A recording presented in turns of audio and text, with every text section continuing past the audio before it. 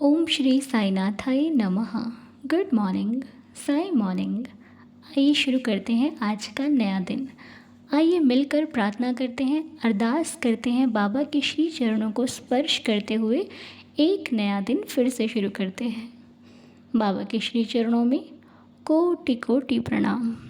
हे साईनाथ, बाबा हम सभी का प्रणाम अपने श्री चरणों में स्वीकार करें। हमारी आज की प्रार्थना स्वीकार करें, हमारा नमस्कार स्वीकार करें, हमारी श्रद्धा स्वीकार करें, हमारी आस्था स्वीकार करें और हमारे मन में जो भी अच्छे विचार हैं, जो अच्छी योजनाएं हैं, जो हम करना चाहते हैं, उसमें आपकी कृपा से बढ़ोतरी हो, ताकि जो अच्छे विचार और जो भी अच्छे कार्य हम करना चाहते हैं वो अत्यधिक करें, बढ़ चढ़ कर करें और जितना भी करें उससे दूसरों को लाभ पहुँचे, दूसरों की सहायता हो और दूसरों के कार्य सबके बनने लग जाएं। हमारी सहायता जब किसी व्यक्ति को लाभ पहुँचाती है तो सहायता करने वाला व्यक्ति इतना खुश होता है कि वो अपनी खुशी को शायद बयान नहीं कर सकता।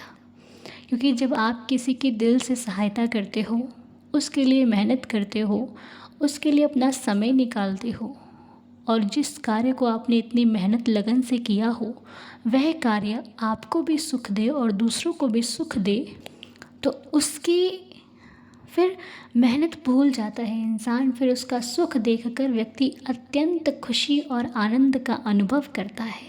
क्योंकि जिस कार्य में मेहनत की होती है ना हमने, पहली बात वो कार्य कभी व्यर्थ नहीं होती, क्योंकि भगवान कभी किसी की मेहनत को यूं ही नहीं जाने देते। मेहनत की हुई हमेशा अच्छा ही फल देती है, इसलिए मेहनत करने से कभी घबराना नहीं चाहिए। तो आज का दिन भी बिल्कुल वैसा ही है। बहुत सारे काम हैं बहुत लोगों को, कईयों को आज बाहर बहुत काम होंगे, अपनी बिज़नेस से रिलेटेड बहुत काम होंगे, अपनी जॉब से रिलेटेड बहुत काम होंगे, घर से रिलेटेड बहुत काम होंगे, रिश्तों से रिलेटेड बहुत काम होंगे। हर एक जगह जहाँ जहाँ जो व्यक्ति अपना 100% दे रहा है वहाँ पर उसके काम की लिस्ट बिल्कुल तैयार रखी हुई है कि ये कार्य करने हैं। और कुछ लोगों की तो काम की कोई लिस्ट नहीं है, इतने काम है कि गिने भी नहीं जा सकते। और सभी लोग अपने कार्य को मन लगाकर करते हैं। कोई अधिक कर लेता है, कोई कम करता है, तो कोई जितना चाहता है उतना उससे ज़्यादा करता है, तो कोई जो चाहता है वो कर ही नहीं पाता। तो ये सब कार्य हम जब भगवान को सौंप कर करते हैं तो हम भले कम करें लेकिन संतुष्टि भरपूर मिलती है। अगर आप भगवान को मानते हो, साईं को मानते हो, तो श्रद्धा भी जागृत करो, क्योंकि श्रद्धा के बिना भक्ति अधूरी है। श्रद्धा होगी तो भक्ति में बहुत सुंदरता सी महसूस होती है, एक सुकून सा महसूस होता है।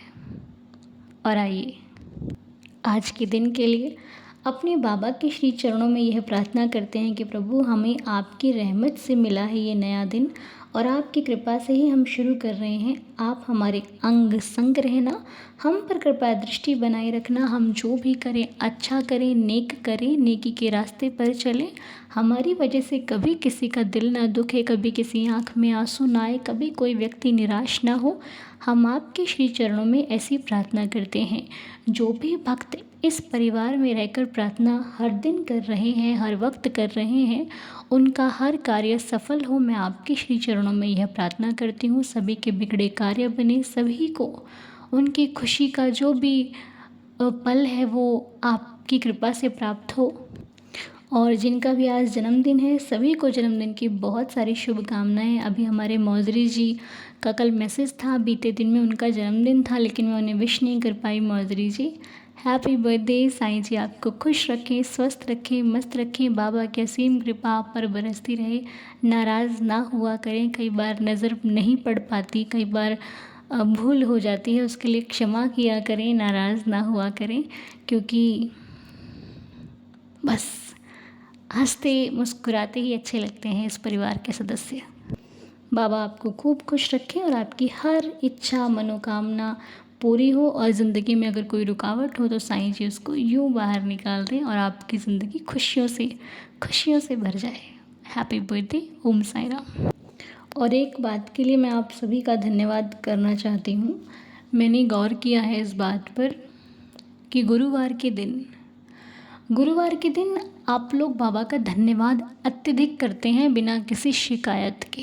ये मुझे कमेंट्स पढ़कर पता चला कि हर दिन के कमेंट्स और गुरुवार के कमेंट्स को अगर मिलाया जाता है तो गुरुवार के जो कमेंट्स होते हैं वो धन्यवाद के अत्यधिक होते हैं।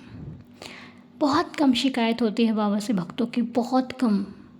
और ये आदत जो आप लोग अपना रहे हो ना, कमाल कर रहे हो, बहुत अच्छे रास्ते पर चल रहे हो सच में। बाबा आपकी झोली खुशियों से भरें, आपको खुश रखें, स्वस्थ रखें, मस्त रखें। मेरी तो बाबा के श्री चरणों में यही प्रार्थना है कि आपका हर एक पल खुशी और सुख का हो। जिस प्रकार आप बाबा का धन्यवाद करते हो, बहुत अच्छा लगता है। हर एक कमेंट पढ़ा ना मैंने, मुझे ये फील हुआ कि थर्सडे को आप लोगों की बाबा से कोई शिकायत नहीं है, सिर्फ धन्यवाद, सिर्फ धन्यवाद। और जो संकेत आपको मिलते हैं उसके लिए बाबा का धन्यवाद करते हो, और जो मिलकर धन्यवाद होता है वो भी हम सब करते हैं। तो बहुत अच्छी बात है, सच में बहुत अच्छी बात है ये, क्योंकि ये एक बहुत बड़ी बात है कि भगवान से बिना शिकायत के सिर्फ उनका धन्यवाद करना। तो आइए अब हम सभी मिलकर आज की लीला सुन लेते हैं। आइए मिलकर साईं लीला का आनंद लेते हैं। ओम साई राम। ओम श्री साईनाथाय नमः। गुड मॉर्निंग अनुज जी, कैसे हो आप? मैं भी बाबा की कृपा से ठीक ही हूँ। अनुज जी, मुझे आज एक लीला शेयर करनी है बाबा की। और वैसे तो मैं पहले भी 2 लीला शेयर कर चुकी हूँ, और वैसे तो हमारी ज़िंदगी में हर रोज़ छोटे बड़े मतलब लीला बाबा करते ही रहते हैं। छोटा कुछ भी नहीं है, हर लीला बहुत अहम है, बहुत ख़ास है, बहुत बड़ा है हमारे लिए, हम भक्तों के लिए। तो भक्त नहीं बोलेंगे, भक्त, मुझे याद है आपने एक वीडियो में बोला था भक्त बहुत बड़ा टर्म होता है। सही में भक्त is a really big term. इतना तो हम समझ भी नहीं पाते हैं, इतना तो शायद हम कर भी नहीं पाते हैं, लेकिन हाँ, हम सब बाबा के बच्चे हैं। और बाबा हमारे बाबा हैं, ऑफ कोर्स भगवान है, सब कुछ है। तो मुझे आज एक लीला शेयर करनी है। अभी जैसा कि मैंने आपको पहले बताया था कि मैं पंजाब से बैंगलोर शिफ्ट हो गई, 1 साल हो गए। तो अभी मैं जहाँ पे रह रही थी इतने दिनों तक, तो वहाँ से अभी फ़िलहाल हम दूसरी जगह पे फिर से शिफ्ट हो गए। मतलब मैं अभी भी बैंगलोर में ही हूँ, लेकिन जहाँ मैं रहती थी वहाँ से मैं दूसरे एक लोकेलिटी में शिफ्ट हुई हूँ। कुछ एक हफ्ते हुए हैं। तो अब शिफ्टिंग के दौरान धूल, मिट्टी मिट्टी तो नहीं बोलेंगे, लेकिन धूल, डस्ट पार्टिकल्स तो बहुत ज़्यादा होते हैं ना। और क्योंकि ये लोकल शिफ्टिंग है, तो यहाँ पे कुछ कुछ काम तो हमें भी करना पड़ा। कुछ कुछ नहीं, एक्चुअली बहुत सारे काम हमें भी करने पड़े। पैकर्स मूवर्स ने जो किया सो किया, बट मैंने और मेरे हस्बैंड ने मिलके भी बहुत कुछ किया घर का। मतलब सामान लेके जाना, लेके आना, ये सब। तो उसी चक्कर में क्या हो गया, जब हम शिफ्टिंग का काम करते हैं तो हाथ पैर मुंह हर जगह धूल ही धूल होती है। और मैंने शायद गलती से अपना चेहरा धोया नहीं था शिफ्टिंग के दौरान, दिमाग से निकल गया था क्योंकि काम इतना ज़्यादा था। तो अब 3 दिन पहले की मैं बात बोल रही हूँ। वो धूल मिट्टी जो भी है, जिस भी वजह से है, नींद भी कम हुई, थकान भी बहुत हुई, स्ट्रेस भी एक था। स्ट्रेस मतलब स्ट्रेस नहीं बोलेंगे इसको, टेंशन भी एक था कि सब कुछ सही से हो जाए। पता था सब कुछ सही से हो जाएगा, भगवान है, बाबा हैं, लेकिन फिर भी मतलब काम करना पड़ रहा था, बहुत सारे काम थे। तो हो जाता है कभी कभी ये सब कुछ मिला के, एक मेंटल फिजिकल स्ट्रेस इंसान का हो जाता है इस टाइम पे। तो अब सही से सब कुछ हो गया है, अब बस घर सेट कर रहे हैं। तो असली बात, असली मुद्दे पे आते हैं।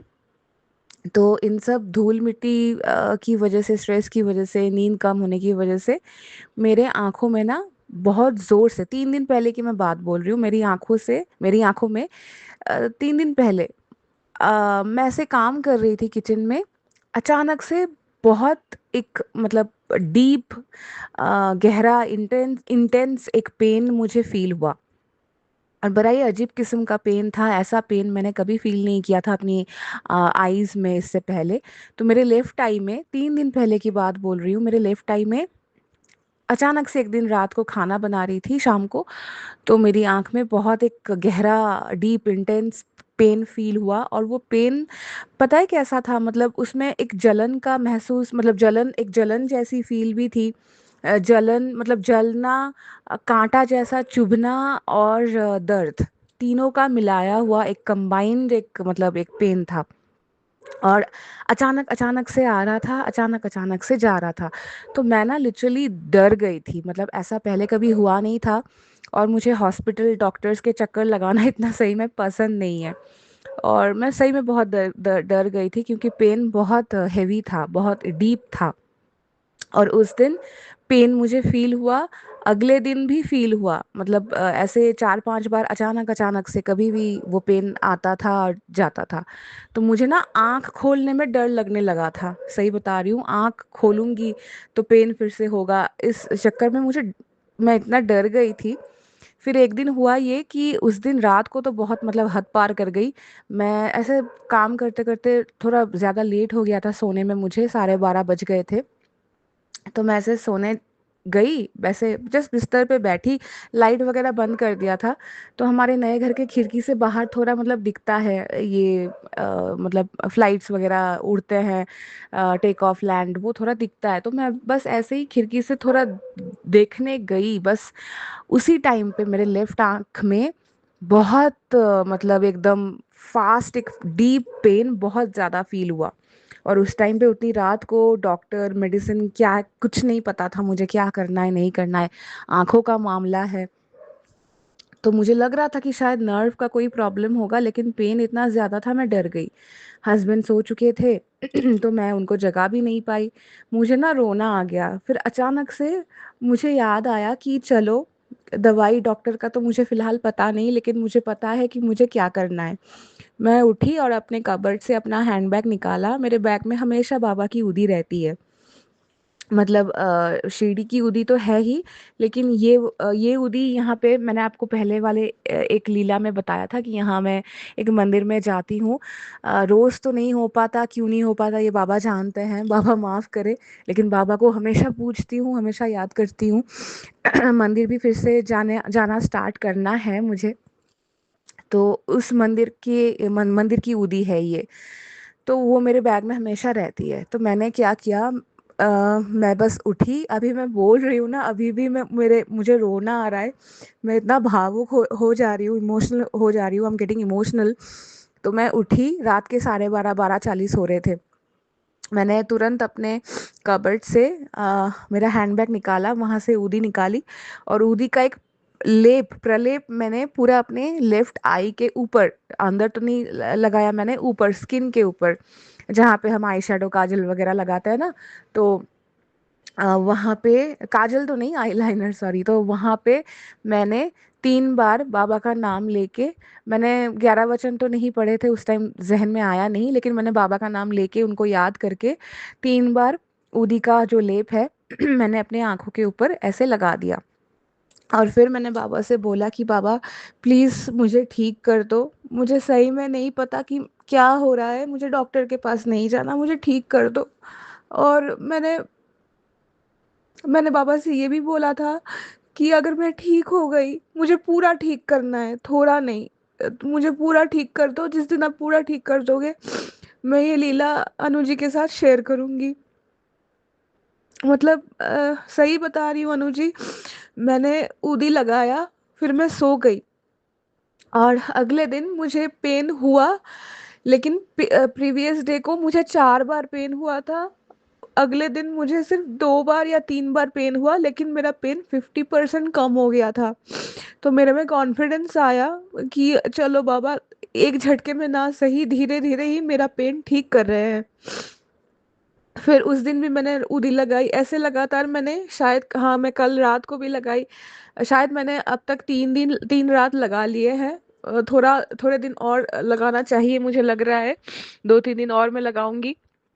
और बीच में मैं रोज ऊदी पी के मस्तक पे लगा के सोती थी, बीच में पता नहीं मैंने क्यों बंद कर दिया था। जैसे आपके भी वीडियोस आते रहते हैं, ऐसा एक और इंस्टा पे या फेसबुक पे, मुझे याद नहीं, यूट्यूब पे कहीं पे मुझे एक मैसेज आया था कि ऊदी लिया करो, क्यों बंद कर दिया? तो मुझे फिर से डेली लगाना है मस्तक पे और पीना भी है पानी में। तो thank you so much Baba, thank you, really दिल से थैंक यू। मैंने उसके बाद तुरंत तो नहीं, उसके 2 दिन बाद मैंने दवाई भी ली। लेकिन मेरा ये दृढ़ विश्वास है कि मेरा जो ये पेन ठीक हुआ है ना, ये बाबा की वजह से ही हुआ है, किसी और दवाई की वजह से नहीं, ये ऊदी की वजह से ही हुआ है। आज सुबह भी मैं बाबा के फोटो के सामने खड़ी थी। पता नहीं, ऐसा लग रहा था कि मेरे आंखों का पेन बाबा ने अपनी आंखों में ले लिया। तो मैं उनसे यही कह रही थी कि बाबा, मेरा दर्द मेरे से हटा दो, पर आप अपने में भी ना रखो उसको। ऐसे उड़ा दो ना, फूंक मार के, मतलब हवा में उड़ा दो उसको, छोड़ दो आप। कितना लोगे अपने आप में? तो हमको भी ठीक रखो और आप खुद भी ठीक रहो, यही बोलूंगी। हम भगवान से मांगते रहते हैं, लेकिन कभी कभी मैं सोचती हूँ भगवान को भी, बाबा को भी शायद तकलीफ होती होगी। कोई उनका हाल चाल भी पूछ लेना चाहिए कभी उनसे भी, है ना? पता नहीं, अब मैं इमोशनल हो गई हूँ, अब पता नहीं मैं क्या क्या बोल रही हूँ। तो मुझे लगता है मुझे वीडियो यहीं पे अब एंड करना चाहिए। लेकिन सीरियसली, जाते जाते फिर से thank you so much Baba, thank you भगवान। भगवान हमारे साथ हमेशा रहते हैं और वो हमसे बात भी करते हैं, पर हम इंसान ही कभी कभी वो समझ नहीं पाते। ये हमारी गलती है।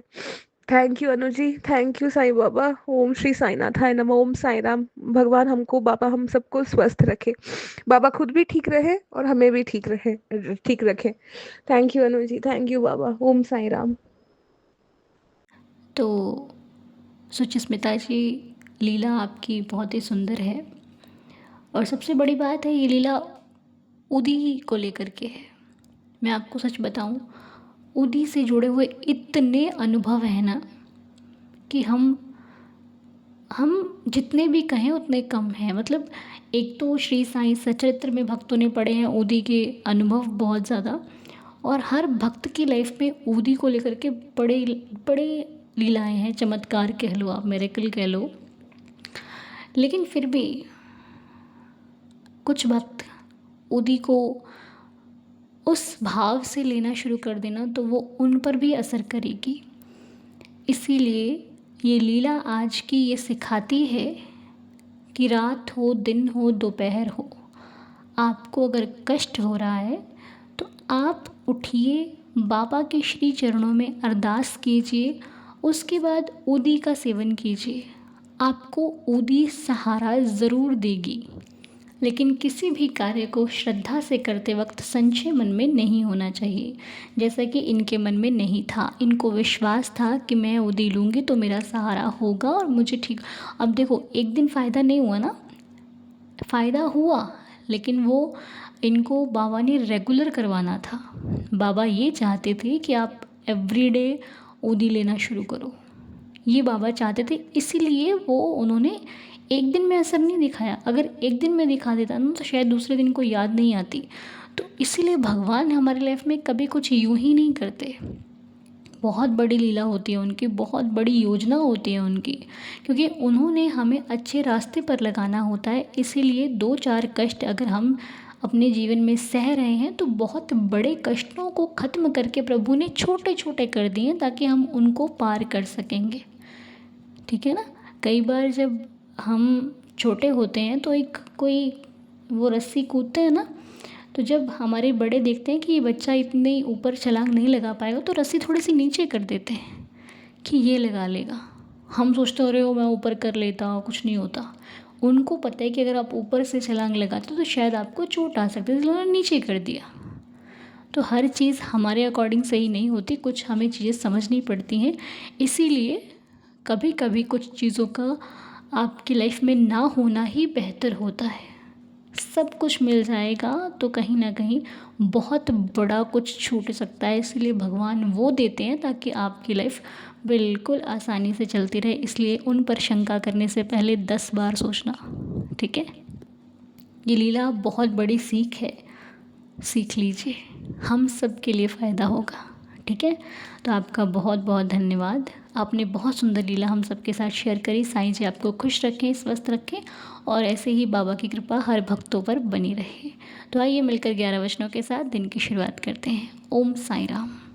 जो शिरडी में आएगा आपद दूर भगाएगा, चढ़े समाधि की सीढ़ी पर, पैर तले दुख की पीढ़ी पर, त्याग शरीर चला जाऊंगा, भक्त हेतु दौड़ा आऊंगा, मन में रखना दृढ़ विश्वास, करे समाधि पूरी आस, मुझे सदा जीवित ही जानो, अनुभव करो सत्य पहचानो, मेरी शरणा खाली जाए, हो तो कोई मुझे बताए, जैसा भाव रहा जिस जन का, वैसा रूप हुआ मेरे मन का, भार तुम्हारा मुझ पर होगा, वचन न मेरा झूठा होगा, आ सहायता लो भरपूर, जो मांगा वह नहीं है दूर, मुझ में लीन वचन मन काया, उसका ऋण ना कभी चुकाया, धन्य धन्य वह भक्त अनन्य, मेरी शरण तज जिसे ना अन्य, अनंत कोटि ब्रह्मांड नायक राजाधिराज योगिराज परब्रह्म श्री सच्चिदानंद सद्गुरु साईनाथ महाराज की जय। बाबा के श्री चरणों में कोटि कोटि प्रणाम करते हुए आज का दिन शुरू करते हैं। प्रार्थना को यहीं पर संपूर्ण करते हैं। साईं आप पर कृपा करते रहें, बाबा की कृपा बरसती रहे आप पर, हम पर, सभी पर। मिलेंगे आपसे बहुत जल्द, तब तक के लिए ओम साईं राम, जय जय साईं राम।